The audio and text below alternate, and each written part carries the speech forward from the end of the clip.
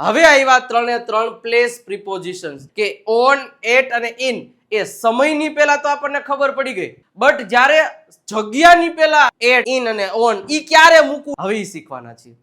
Comment સેક્શનમાં ફટાફટ લાલ દીરડું એટલે તરત જ ચાલુ કર, લાઈક કરી દો. ઓન એટલે શું થાય? ઉપર, અથવા તો આપણે કહીએ છીએ પર, કે ટેબલ ઉપર દડો છે, બેન્ચ ઉપર બુક છે, કબટ ઉપર કેમેરો છે, કે મારો મોબાઈલ તમારા ટેબલ ઉપર છે, તો આપણે કહેશું માય મોબાઈલ ઇઝ, મારો મોબાઈલ છે ઓન યોર ટેબલ. તો જો આ એક જગ્યા છે, એક જગ્યા છે, એની પહેલા આપણે શું મૂક્યું? ઓન. ઓન એટલે શું? ઉપર અથવા તો પર.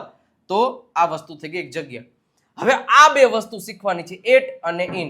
ઇન એટલે થાય માં અથવા તો અંદર, અથવા તો એટ એટલે શું થાય? કોઈ સ્થળે, એવું દર્શાવું. જો 3 એ 3 સ્થળ માટે સમજાવું છું. હવે હું એમ કહું કે હું બગીચે છું, અને બીજું એક વાક્ય હું બગીચામાં છું. હવે ખાસ ધ્યાન રાખજો, બે વાક્ય આમ તમે જો હરખા જ લાગે. હું બગીચે છું, હું બગીચામાં છું. હું ઘરે છું, ઘરમાં છું. હું હોસ્પિટલે છું, હોસ્પિટલમાં છું. હું ઓફિસે છું, હું ઓફિસમાં છું. હવે અહીંયા જો હું બગીચે મતલબ કે કોઈ સ્થળે છું એવું દર્શાવે છે. તો સાહેબ આઈ એમ એટલે કે હું છું.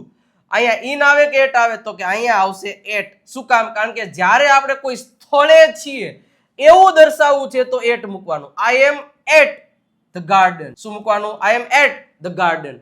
પણ અહીંયા તો કહી દીધું બગીચામાં. તો જ્યારે કોઈ સ્થળની અંદર તમે છો ત્યારે ઇન મૂકવાનું. આઈ એમ એટલે કે હું છું ક્યાં? તો કે ઇન ધ ગાર્ડન. હવે સાહેબ ધ્યાન એક વસ્તુ રાખવાની છે, જ્યારે આવા સ્થળને દર્શાવતા શબ્દો આપેલા હોય ને ત્યારે આ ઇન અને એટ ને ઓન જો નથી મૂક્યો ને તો વાક્યનો અર્થ નર થઈ જાય. સાહેબ અહીંથી એટ કાઢી નાખો, આઈ એમ ધ ગાર્ડન એટલે કે હું ગાર્ડન છું. અહીંયા ઇન કાઢી નાખો, આઈ એમ ધ ગાર્ડન, હું ગાર્ડન છું. એટલે હવે એમ નો ચાલે. My mobile is your table, આ ઓન કાઢી નાખો, મારો મોબાઈલ તમારું ટેબલ છે.